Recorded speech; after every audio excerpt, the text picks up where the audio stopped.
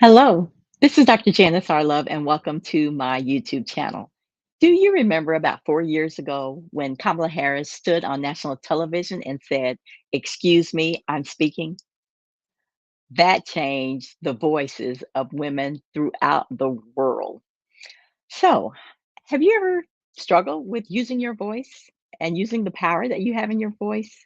Well, stay tuned. I am going to be having a conversation with Jessica Doyle-Mekkes, who wrote a book called I'm Speaking: Every Woman's Guide to Finding Her Voice and Using It Fearlessly. Stay tuned. You do not want to miss this episode. So, we'll see you in a second.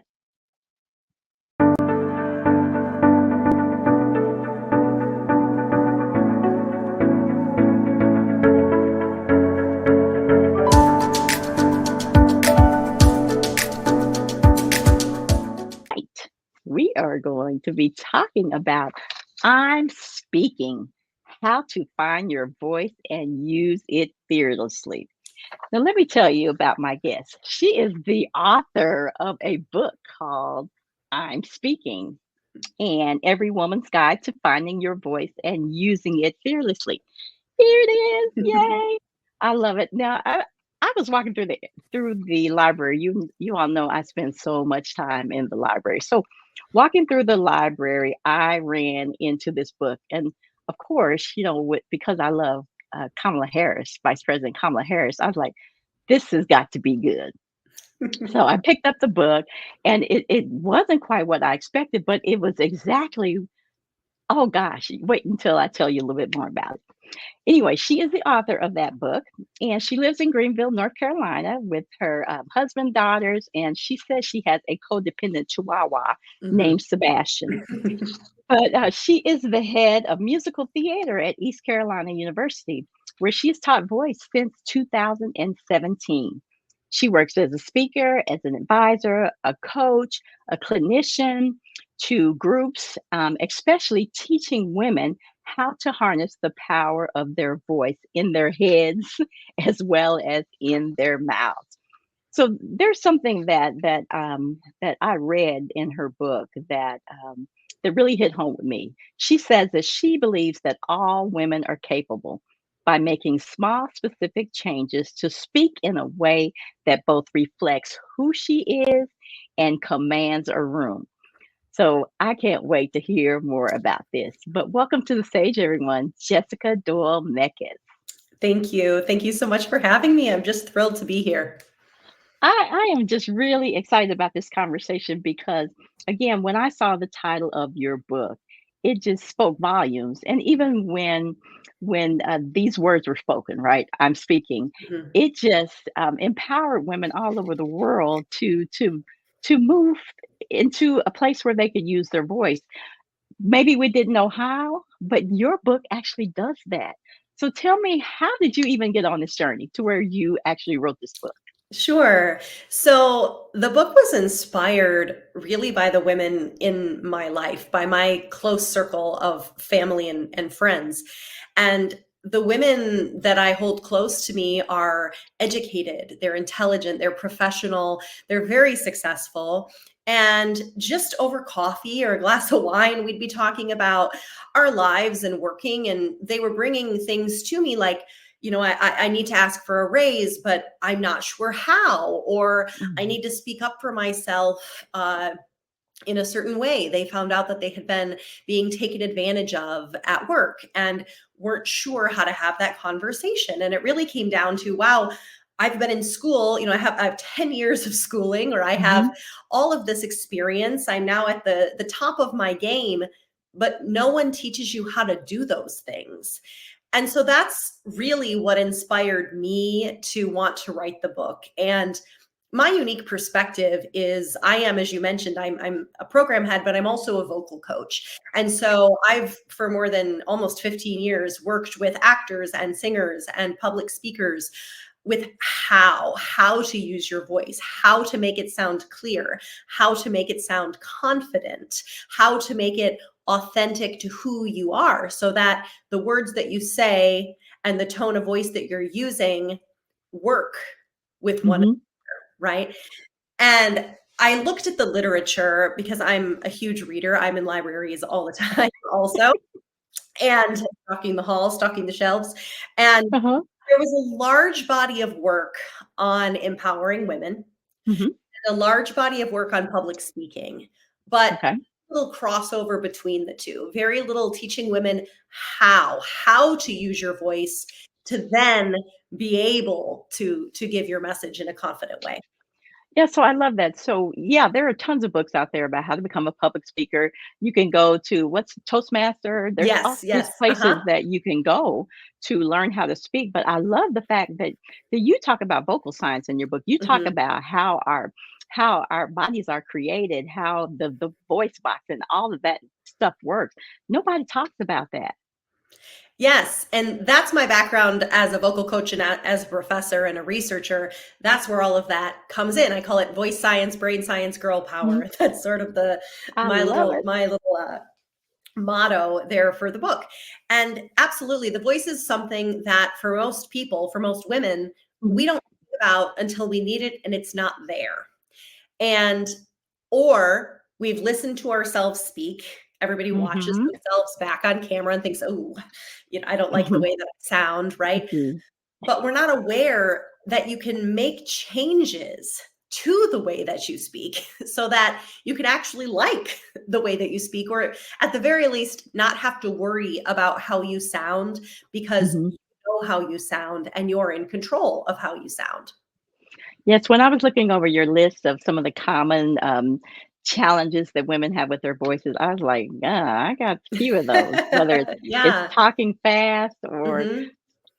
using fillers because, Hmm. yeah, I'm not ready to say that, or like I just said, those kinds of things. And they're so common, but even more than that, just the fear of speaking up. Hmm. When I read a statistic in your book that talked about 75% of the time in meetings or something, Hmm. men are talking. Hmm. Women don't often speak up in the meetings. And so tell me a little bit why you think that's happening. Is it because men don't give us the space or because we don't often tend to speak up? I think it's both. I also think that depending on the field, but particularly in STEM and in Mhm. other male dominated fields, women find that they're the only one in the room or they're one of few. And that makes it much more intimidating. I Mhm. also think that there is a double standard, and this has been well Mhm. documented in the media, of men speaking up and being seen as leaders and women speaking up and being seen as a bad five-letter word, right? Yeah. And that women are constantly having to, as Sheryl Sandberg said, walk on that tightrope where you go a Mhm. little too far one way and you're mousy and you're soft spoken and you couldn't possibly be a leader, and you go a little too far the other way and you're brash and bossy. So my research says that this, and the research on the literature that I did says that this begins in middle school. That oftentimes, Wow. because in middle school is when we start rewarding good girl behaviors, Mhm. right? Mhm. Sit quietly, do your work, don't ask questions, or if you do, raise your hand. And I get that because I've worked with middle schoolers. And so Mhm. it's like when you have to command that room, I also will reward the children that are sitting quietly, right? But what happens is it ingrains in girls this idea that to be quiet is to be good, which means Mm. that to be loud is to be bad, right? Is to be in Right. trouble. And Right. that works really well in the classroom. And then when you become an adult, the script flips. Mhm. And all of a sudden, you have these women who were rewarded for not speaking up, or girls who were rewarded for not speaking up, who become women that don't know how to.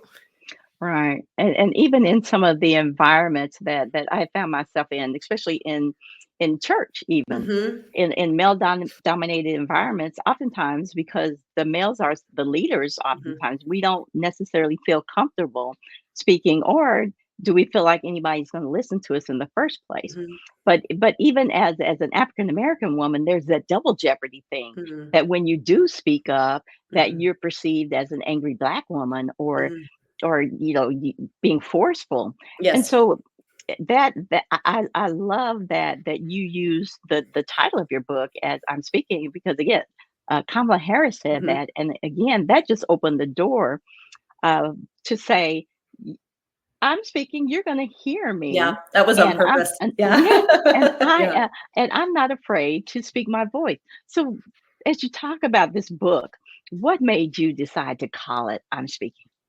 So I had tossed around a lot of title ideas. Hmm. And the one I had originally was, I think it was called She is Fierce.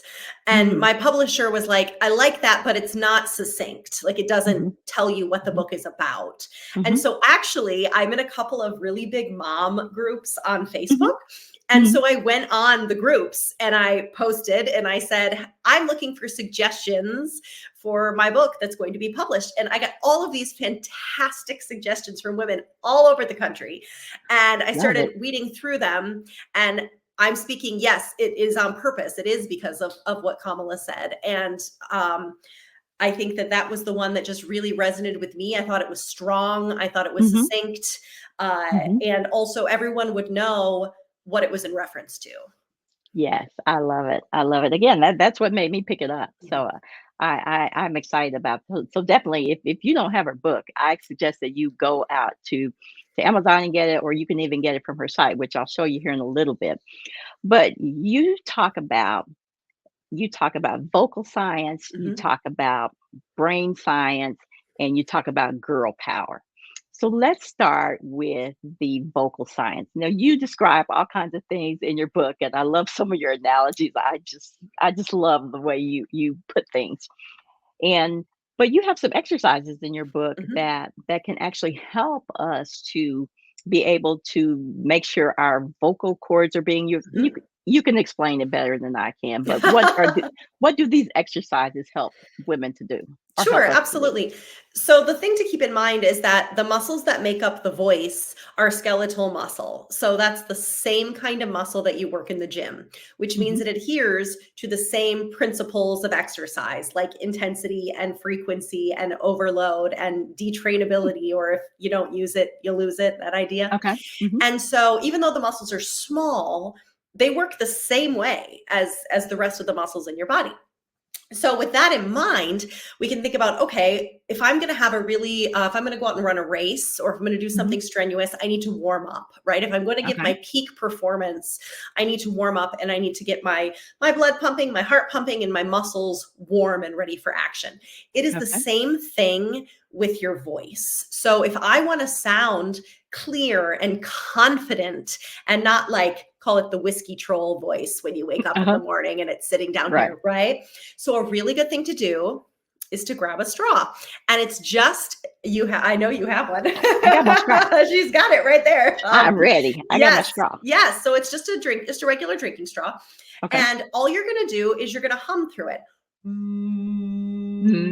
Just like that. So all the Mm. air is going through the straw. Okay. And Okay. if you ever have trouble with that, you can hum and just practice Mm. making sure that hum is going through the straw. So what this does for us is, if you think of speaking or singing, Mhm. like sitting on a swing and pumping your legs to get going, humming through a straw is like somebody giving you a push. So it's a really good way in the morning, if you if you've been sleeping and haven't used your voice yet. Let's Mhm. say you have a morning presentation, a morning meeting, a call, whatever it might be. Really good if you're under the weather, Mm. and really good anytime you just want to make sure that your voice is sounding its best. So what you want to do is just 2 to 3 minutes. And you Okay. can do the first one would be a siren, and so that's just like an emergency siren.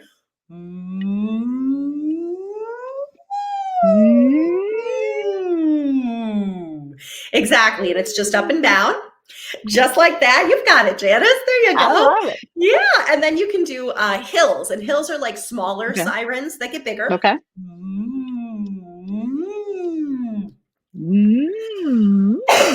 Excuse Mm. me. I Um, love it. yes. And then you could just hum along to a song, and that'll work as well. But it's just 2 to 3 minutes. If you really wanted to get in really good habit of vocal health, 2 to 3 minutes, three to Okay. five times a day is what's going to Okay. keep those muscles really warm, really ready for action. Wow. It's so You just learned all this stuff on your own? How did you become a vocal coach? Sure. So I was first an actor. So Okay. I went to college and studied musical theater, which is now what I teach. Mhm. And I spent about a decade. Excuse me for just one moment. I'm the voice person and I have to cough. Oh, sorry. I'm just getting over a cold and it's still a little itchy. Thank you. So I spent about 10 years working professionally as an actor. And Okay.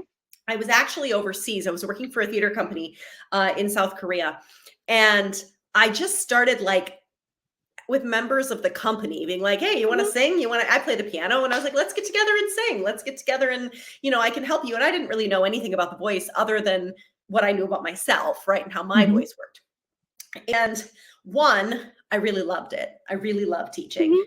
Two, I came across problems that I had no idea how to help, right? Okay. So I turned to Google and I connected with a vocal coach in Los Angeles and ended up, long story short, leaving when my contract was up with the theater, moving to LA and spending some time apprenticing with some Mhm. different vocal coaches there. And that's where I started to really learn about teaching, about the voice science and the ins and outs of how, right? How do the Mhm. muscles work? And I ended up teaching. I owned my own studio for about 8 years. I very proudly grew it from one student found via Craigslist to a multi-teacher studio that saw hundreds of people every Right. week, singers and public speakers. And then I was married and my husband and I wanted to have a family. And Mhm. if you've ever owned a small business, especially a Mhm. service-based small Mhm. business, Mhm. it's all nights and weekends, and it just wasn't conducive Right. to having a family. And so I went back to school and got my master's, and with the intention to teach in higher education. And here I am. So that's sort of the story. Wow.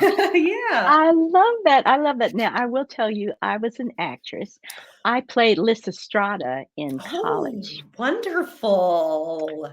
And amazingly, when the newspaper article wrote up a review on it, they said something, although it was a strain on Janice's voice, that she commanded the stage or whatever. And I was like, okay, people write about how a voice sounds. So Mm. it stuck with me over the years. So I love the fact that you have that all that science. And now that was just one exercise that you show me Mhm. because of our time, but you actually listed several exercises Yes. in your book. Mhm. So I would encourage anyone, if you want to do some voice work, Mhm. to pick up her book because she actually gives some exercises and things that you can try. Now I did do all these exercises when I picked up the book, and my husband was like, "What is wrong with you, It's true. woman?"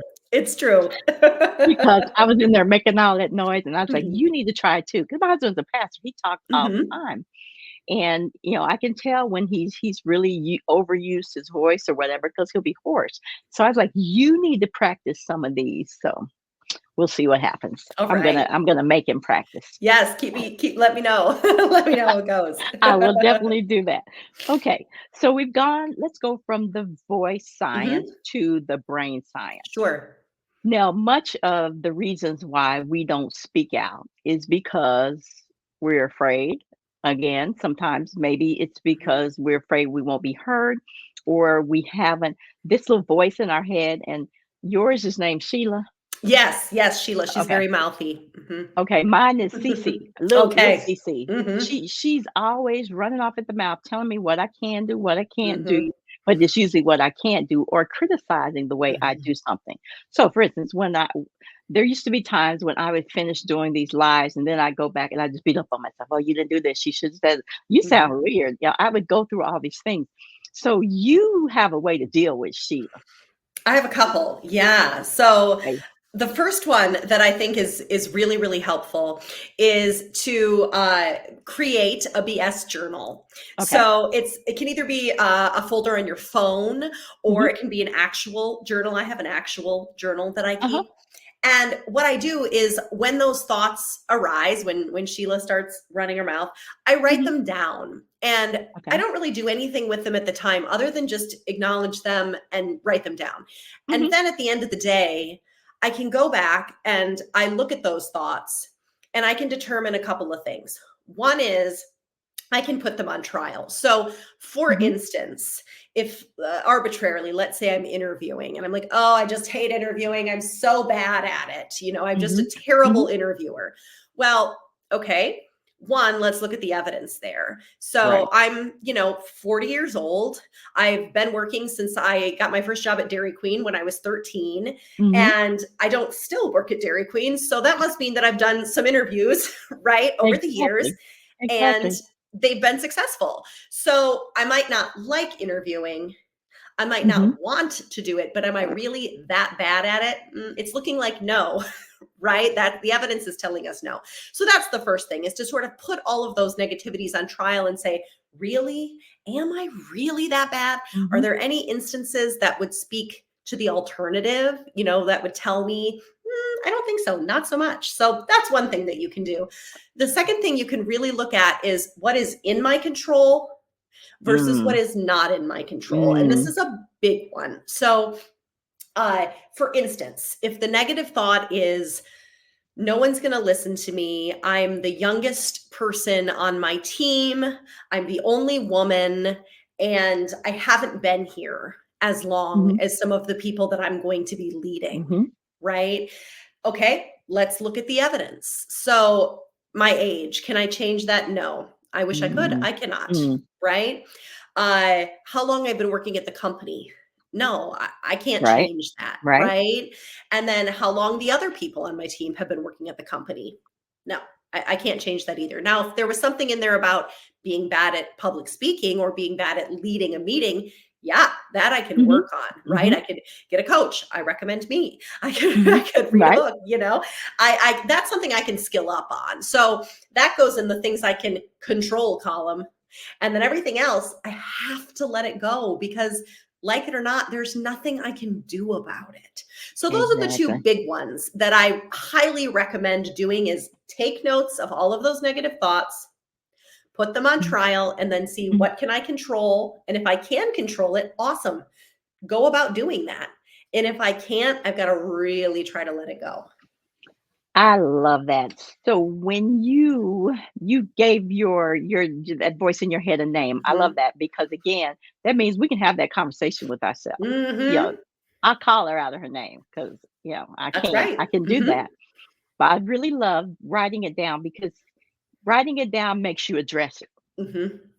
So if I'm going to say I'm not good at speaking or whatever it is that Mhm. Cece is trying to say to me, Mhm. then I can look at that and say, and then go backwards. What I call it is a lie detection system. Mhm. Basically, go back and track down the lie. Where does this come from? Mhm. What you know how why is it a lie? Where's the truth in it, right? Sometimes Mhm. there might be a little truth in it, but most times it's just an outright lie. Mhm. And we have to go back and face that and say the many reasons why it is a lie. So you're doing counseling. You're doing counseling. I am. Oh, I'm Yeah. not charging enough. Right. I'm doing vocal coaching There we go. and you're doing counseling. I love Mhm. it. I love it. So yeah, I love that. So again, that brain science, meaning Mhm. our thoughts can ruin it for us before we Yeah. ever open our mouth Mhm. and keep Yes. us from opening our mouth. Yes. And that's the other part of the brain part of it, is that Mhm. your brain loves repetition, and Mhm. it doesn't make a distinction between things that are good for me and things that are not good for me. It just prioritizes things that we repeat. And Mhm. so when you're repeating the negative, I'm repeating, Mhm. oh, I hate public speaking. I always forget what I'm going to say, or I always get off Mhm. track and can't get back on. Okay, great. Your brain's like, all right, we hate public speaking. Let's push that to the front. That's Right. important. We're going to hold on to that. Right. And so to retrain that also involves not just identifying it and putting it on trial or using the lie Mhm. detector, but then flipping that script and saying, no, I like public speaking, and talking myself into it and making that the thing that becomes repetitive. Mm. I can't think of the number of times I have said things like, "I hate my voice. I hate the way I Sure. sound on Hmm. audio or video." And but again, as long as I kept feeding myself those lies, they kept me from doing things. Yeah. And so I had to learn how to do things afraid. Hmm. And and the wonderful thing about systems like this is you're looking at yourself anyway, right? You can't see what kind of faces people are making, and again, we hype ourselves up and frighten ourselves out of doing lots of things, like you mentioned, asking for a raise, Mhm. or even speaking up in an environment where we have the information, we have the knowledge, we have the ability, but something keeps us back, and oftentimes it's that voice in our head. Mhm. Wow. Wow, well, you have helped me with that one. That's for Well, thank sure. you. And so let's go on to this girl power, which is my favorite Sure. part of it, because that's what this show is all about, asking for a sister friend because we want women to be empowered. So let's talk about what you're doing in the area of girl power. Absolutely. So in the book, the whole last quarter of the book is dedicated to this idea of putting it all together and this idea of girl power. And so my three commandments for conquering fear are prime, pinpoint, and power. And there's a chapter on each of those Hmm. commandments. Prime is the brain science bit. It's all of the things we can do to Hmm. ensure that our brains, our bodies, our minds, and our voices are primed or prepared to do their best work. Okay. Sleeping, Hmm. eating, drinking water, getting exercise, getting sunshine. Those sound like the really basic, what your mom tells you to do to take Hmm. care of yourself things, right? Hmm. But they are, particularly for women, the first things that go out the window when we get busy. I Hmm. cannot tell you how many times I'm at work and it gets to be the end of the day and I'm like, wow, I've had nothing but coffee, right? Or Uh-huh. my daughter has soccer practice. And so it's Hmm. like me grabbing some goldfish crackers on the way out the door. And this happens all the time. You have a presentation, so I stay up late to finish it. And then I have to get up the next morning, right? And Hmm. so most of us know that we need to take care of ourselves, but what we don't realize is the huge negative implications that not taking care of ourselves has on our Hmm. body, on our mind, on our decision making, on our ability to think critically and creatively, and also on the sound of your voice. And there has been research done that if you feel tired, you will sound tired. And that Hmm. you know what a tired voice sounds like. Because when you hear someone talking and you watch their body language and they're tired, you think, oh, you look tired or you sound tired, Hmm. right? You don't Wow. sound like yourself. And so getting enough sleep in particular, so important. The other big one for the voice is hydration. So it takes Hmm. about 4 hours for the water that you drink to hydrate your vocal folds, your vocal cords, because the voice Wow. itself does not have its own hydration system. So it's entirely dependent upon you being hydrated. And there's a part of the vocal folds that are like jello. They're this Hmm. jello-like substance, and it's the jiggle of that jello that makes our voice energized and clear Hmm. and authentically ours and not sound like you're tired. Hmm. And if you think about dehydrated jello, it's not so jiggly, right? No. So Mm. drinking water, getting sleep for the voice, so important. So that's Let me ask you prime. this question. Yes, Let me ask you this. please. Please. So I've heard different things about if you're getting ready to speak, you should Mhm. do hot water, cold water. What is your suggestion? Oh, my suggestion is if you're getting ready to speak 4 hours beforehand, you need to make sure that you're starting to drink water. Even better is just to maintain systemic Hmm. hydration. The only Okay. scientifically proven thing that Hmm. helps your voice in terms of what you eat is going to be an apple, because the pectin in the apple will actually help to keep that sugar in the apple, and the pectin in the apple acts as a lubricator for your throat. Now, it doesn't do anything for your vocal folds because your vocal Hmm. folds lie below your epiglottis. So if Okay. something is like teas, throat coat teas, water, Hmm. sprays, entertainer's secret, all of those things, they don't actually touch your vocal folds. If they did, you Hmm. would be choking. So Oh, okay. the thing that does is steam. So much Ah. more important than hot water or cold Hmm. water. Be hydrated. An apple is great, and then steam. And you can get a Vicks steamer at Hmm. Walgreens. They're not terribly expensive. Or you can just take a hot shower and shut the door to the bathroom and just Hmm. let it get real steamy, because you breathe the steam in.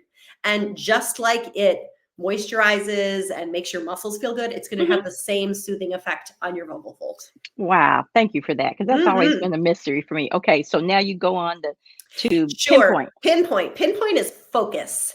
So Oftentimes when it comes to speaking up, it's not what will happen that scares us, it's what might happen that Mm, scares us, right? okay. Okay. It's that fear of the unknown. Mhm. What if I get asked a question and I don't know the answer? Mhm. What if someone's cell phone goes off? What if I get off track and I Mm. can't get back on? What if I hit Mhm. traffic and I'm late for my interview and Right. all of these things.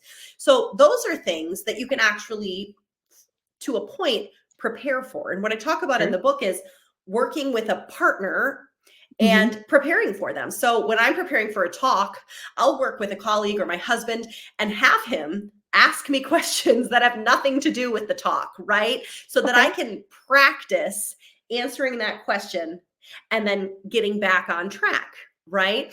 If Okay. I'm worried about my heart racing or my hands Mhm. becoming sweaty, I might do jumping jacks for a minute and get my heart Mhm. racing and then give my talk. So what you're doing is you're trying to recreate the way that your body responds when it's stressed, when you're Mm. in fight or flight. Okay. And then you're going to be scared. If something is important to you, you're going to feel a little anxious about it. If you don't Mhm. feel anxious, it's probably not very That important to you. exactly. So it's not getting rid of the anxiety. It's learning how, like you said it earlier, it's learning how to do it scared. It's learning how to get Mhm. through it. As actors, we run into the wave of emotion.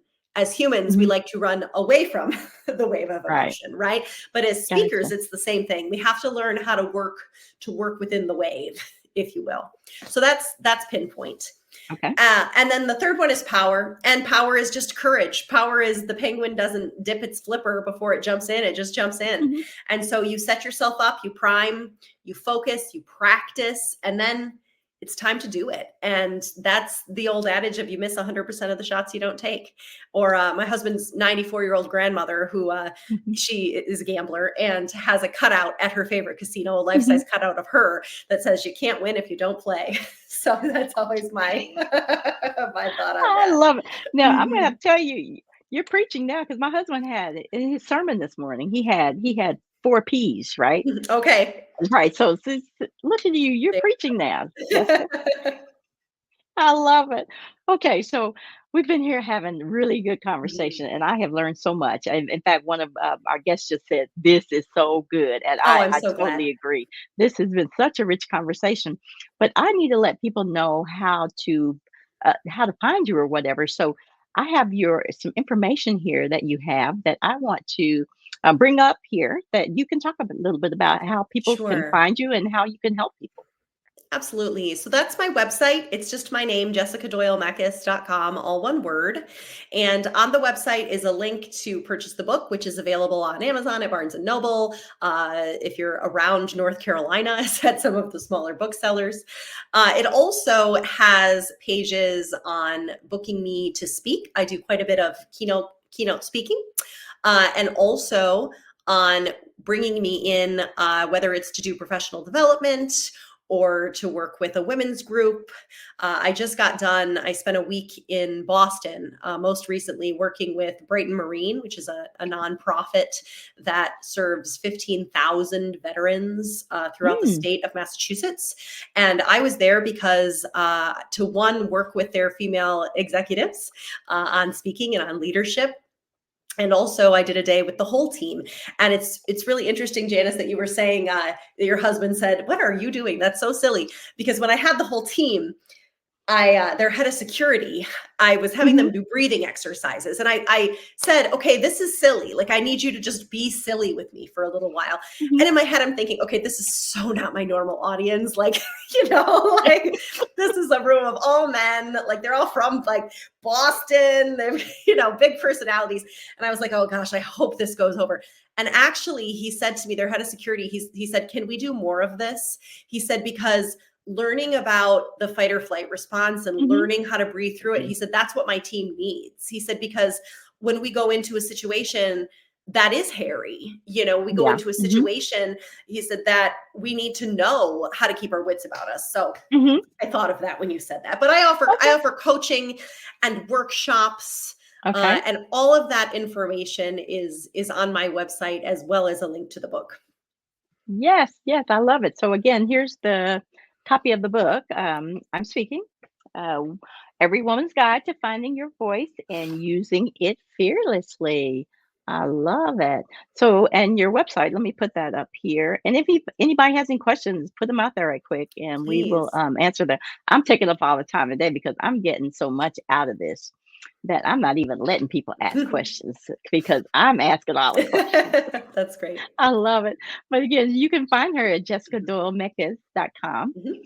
and all the information that we talked about, whether you need her services personally or for a group, or maybe you're an actress, or maybe you sing or something and you need a voice coach. She is the perfect person for that, and I just love what you're doing. And I'm all about girl power because women helping one another is where it's at. It is Absolutely. where it's at. And I just have to tell you about that one picture with you. You can rock some red lipstick. Oh, well, thank you. Yeah, Thank you can you. rock some red lipstick. I love that. I love that Thank picture of you. you, the one I put out there. But again, we have been here on Asking for a Sister Friend, and we've been talking with Jessica Doyle Mekkes about speaking and how you can find your voice and use it. First of all, you got to find it, and Mhm. she's told us various ways that you can find it. Whether it's because you are dealing with maybe some vocal challenges.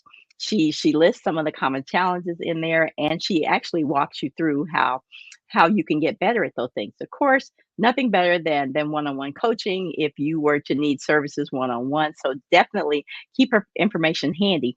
And she will be listed in Pros Perfected Institute professional listings. So you will always be able to find her there. Now, Jessica, every time I have a guest on the show, I quote a scripture. So let me share the scripture. It says, "People learn from one another just as iron sharpens iron." And that's Proverbs 27:17 from the Good News Translation.